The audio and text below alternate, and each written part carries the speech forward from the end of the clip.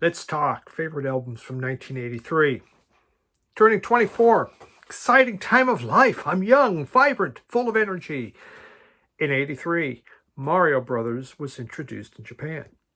And the video game world was never the same ever again. Motorola introduced the first mobile phone. I think they weighed like 50 pounds and were the size of a small baby, but it was a mobile phone. Oh, what else happened? Oh, MASH. Final episode of MASH. 125 million people watched it. U.S. invaded Grenada. We beat them. We beat that country, by God. Oh, yes. Big victory. But the biggest thing in 1983, Cabbage Patch Dolls. Oh, my God. I was working retail. Cabbage Patch Dolls. People fought. I saw someone take off a shoe with a high heel to fight for a Cabbage Patch doll. It was chaos. Yowzers. But we're going to talk about the music. Favorite albums, 1983. You can see behind me all great albums from 1983. All part of the collection. I had quite a few, actually, albums from 83. I was rather surprised how much I had. So I'll show you what my favorite are. And suddenly my work emails are going off. It's been quiet till as soon as I start to film. It's like bing, bing, bing, bing, bing. What the hey? So, almost made, but didn't quite make it. Replacements, Hootenanny. And that's an original. There's actually my original that I really had, but I saved from the flood. But I was able to bring this back. Paul Westerberg was getting better at writing. This is still pretty sloppy, still pretty juvenile, still pretty all over. There's country, there's everything in here, but they're getting better. And they're coming up, they're working to start to bring in their masterpieces. So much improved replacements with Hootenanny, still a little ways to go. Then we had, this is the other one, Euskadoo Everything. And, Euskadoo, their first albums were loud. I mean, there's loud. And here, melodies starting to creep in. Bob Moe and Gary Hart, they're finding, okay, we can write things. They're still going to be loud, still going to be fast, but there's going to be more melody to it. So this is interesting. I'll just show you this. And this album cover survived the flood. Now you could see there's warpage here, but it survived. It's just crazy how everything, was destroyed around, and yet this album I was able to save. You never know, which is good because this is one hell of an expensive album now. So yeah, Euskadoo, Everything Everywhere. So those almost made it, but top 10, number 1. Number 10, not number 1. My first one I'm showing. Okay, Madonna. I was not into Madonna when it came out, but I have become a fan. Here's the thing. Madonna set the standard for dance pop for the next 20 years. Basically, I think until Beyonce came. She put the bar up there. It was, she was able to take great pop songs, and then she just added her own style to it, and then just had fantastic beats, and she could sing. Was she the greatest singer? No, but she could sell a song, and she also was a force of nature. She made things happen. Her videos got all the teenage girls going wild. Man, I want to be like Madonna. I want to do this. And this album was full of hooks. It's full of rhythm. When it was coming out, I'm just thinking, God bless it. What in the hell is happening to our world right now? Are we going... our music scene is totally falling apart. Culture Club did that to me too.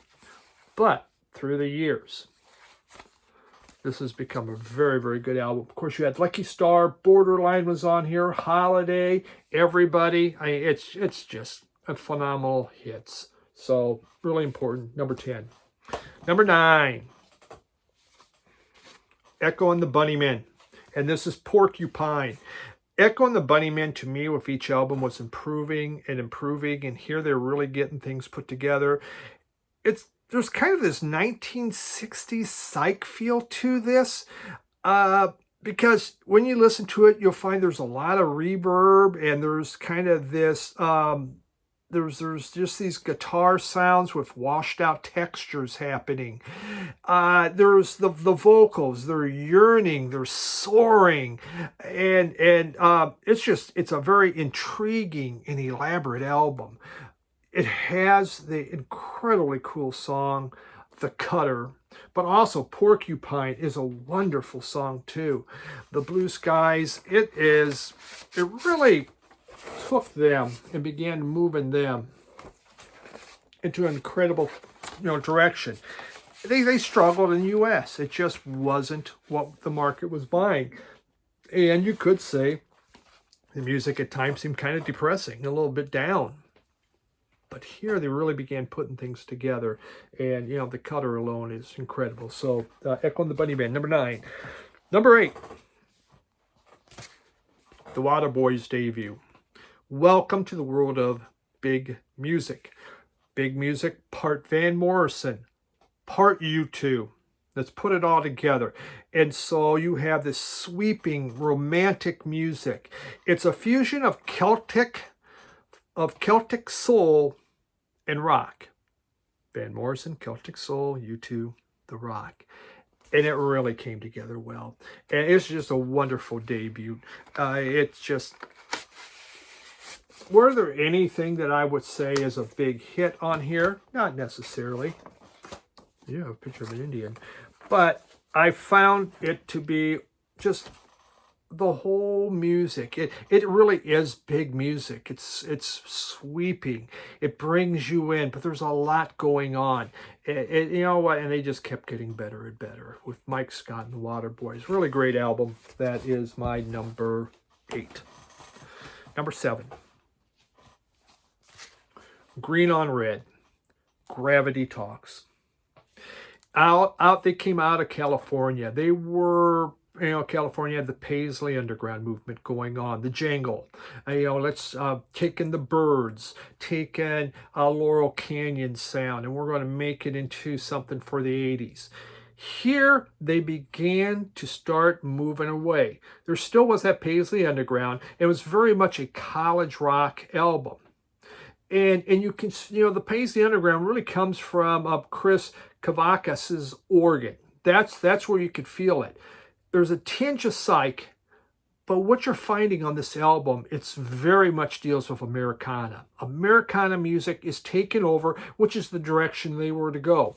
It's like John Fogerty was spiked with Rocky Erickson. That's what you get. There's no inner sleeve, just a plastic sleeve on here, so nothing special. It's a great album. I think their next one they did was even better, but to me, this was a really important album at that time. And you just saw this change of direction that was beginning to happen. Gravity Talks from Green on Red. Really wonderful stuff. Number 6. U2 War. And it's one of those albums that it meant a lot. It was like it hit me. You go, wow, what's going on here? It was hard rocking. It was propulsive. It was just full of these Marshall type rhythms that are happening. Muscular guitars were just blasting away in there and just creating texture. The album, it bristles with despair. It bristles with anger. It's all in there, but there's also passion. And Bono's voice, his vocals are perfect for that. No one conveys passion quite like Bono. The video for Sunday Bloody Sunday was amazing. It was captivating. And for New Year's Day also, and you felt what they were trying to do. And again, the vocals were soaring, just soaring vocals. Really incredible album. U2 finally found, hey, here's what we want to do. and they came out and they made just this masterpiece of an album. Don't have the actual, just a paper inner sleeve, nothing special there. I don't know, what's the label like? We'll do the label. There we go, Island. Really important U2 album, and I still think one of their very best albums. Look, and the cover itself, it just says something. We have something to say, which U2 always had a lot to say, but they really were getting into it now. You know, it was always, you know, very much a Christian type band. Now we're getting into the world, and we're starting talking world politics and everything, which they kept going. Until they did pop. Okay, then, hey, it was just whatever. All right, number 5. Eurythmics. Because Sweet Dreams Are Made of This. What a neat thing. This really, Sweet Dreams was, the song Sweet Dreams was misinterpreted by a lot of people as Sweet Dreams Are Made of Cheese. It's that actually happened. So, interesting thing about this album. This album, it started in Wagga Wagga, Australia. Ben, Mike in Australia, tell me if I'm right. Wagga Wagga, is that right? I have no idea. But they were playing there, and they're in a hotel room, and the tourists were breaking up. It was over for the tourists. And Dave Stewart, he had this little tiny Wasp synthesizer, and he's just screwing around with it, and he's kind of liking it. And so him and Annie are talking about, well, where are we going to go? What are we going to do? And they thought, maybe we should become a kind of do weird experimental music. And so they flew back to England, which they broke up at that time. They'd been a couple, but they broke apart, and they went back to England. But they didn't break apart enough that they worked with each other. They were still staying with each other. Just they weren't a couple anymore. So they're trying this weird experimental stuff. And, you know, because they didn't know anything about synthesizers, so they're learning as they go, but they really didn't have anything good. And it was like 4 people would show up. No one was happening. Well, they'd say, you know what, we need new equipment. So they went to the bank to get a loan. Now, Dave Stewart's totally on speed. Annie Lennox is not. So thank God, you know, Annie Lennox can be there to kind of keep Mr. I'm on speed Dave Stewart under control through the whole thing. And they get this loan. And they go out and they buy 2 very nice synthesizers. Well, still nothing's happening, and they're trying to figure out. And they're in this room, and Annie Lennox is just crumpled on the floor, just in tears. It's like, this is it. We're not going to make it. We're going to fail. And Stewart's up there, and he's dinking around on the synthesizer. But all of a sudden, he comes up with this beat and kind of a rhythm. And Annie just stopped. You know, she stops, you know, the crying and the despair, and goes, well, what's that? And he does it again. So she goes over to the other synthesizer and starts to add. As you get right, Dave Stewart was a guitarist. He was not an electronic guy. But he sure learned. And so Annie Lennox goes over and starts playing and starts the lyrics coming up with Sweet Dreams Are Made of This, which was a very dark song. So Stewart says, you know what we need? We need a bridge. We need like a chorus. And something to give it positive feel. It was hold your head, you know, hold your head. And, you know, hold your head up. And so that gave it a positive feel. Well, the record company thought, this thing's trash. It's no good. Forget it. One put it out as a single.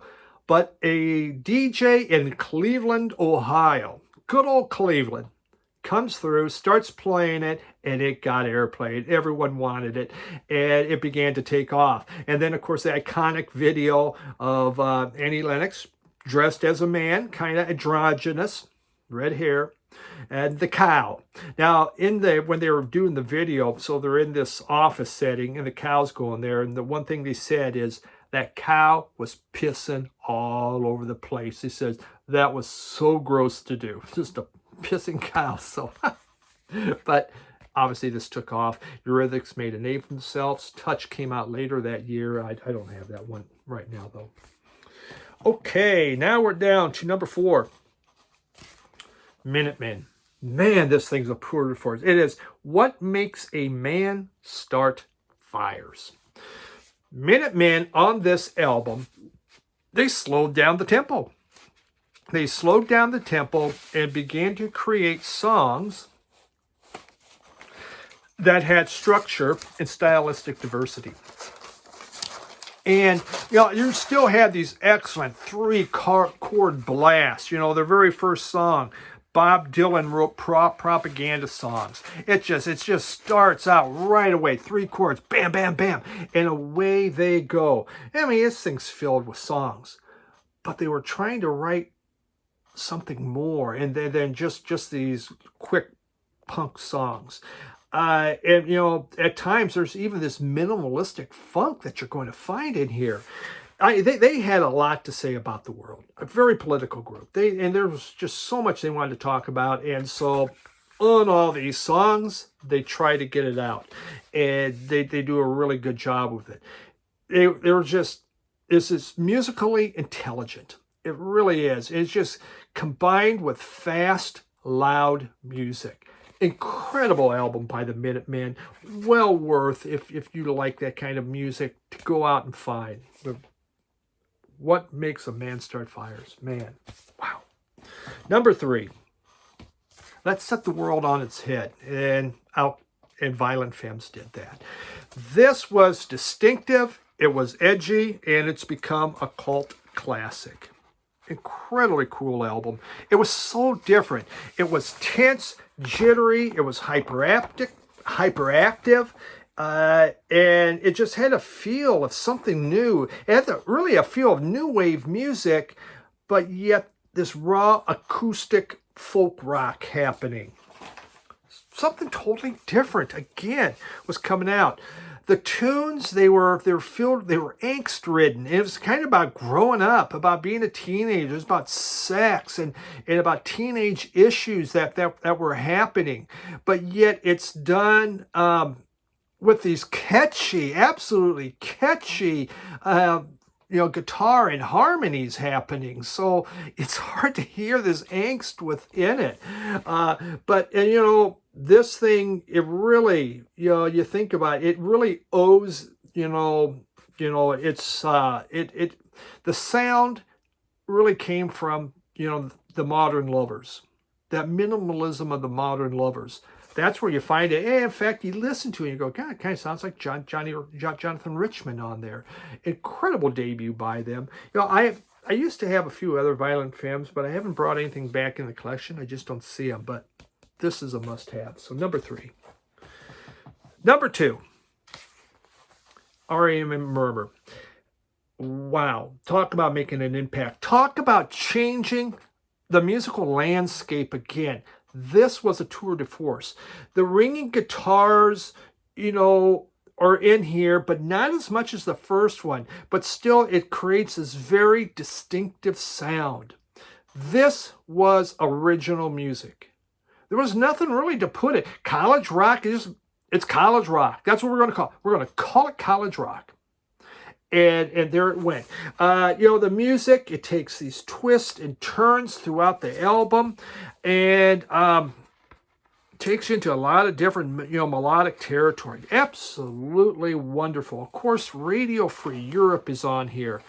It was just so original, and the songwriting was just excellent. Nothing special on the inner sleeve.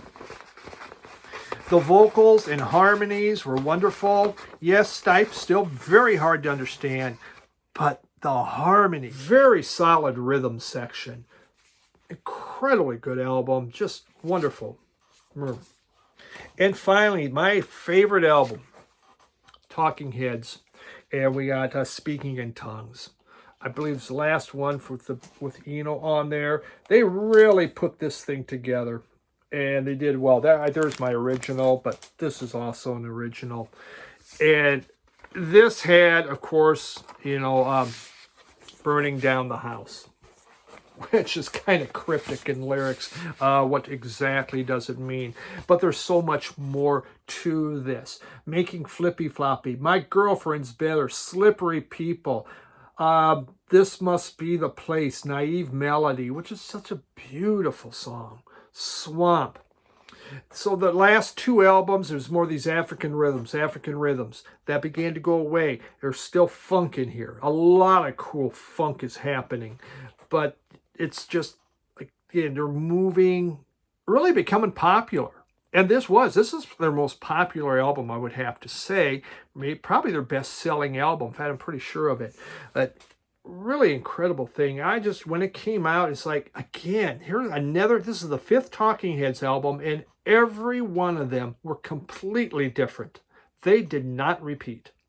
And that's what you had to get used to with the Talking Heads. If you really like the previous album, don't expect to hear it again, because you're not. We're going to do something different. And they really came kind of together on this. And just what a wonderful album. And my favorite from 1983. So there you go. Please let me know what your favorites are.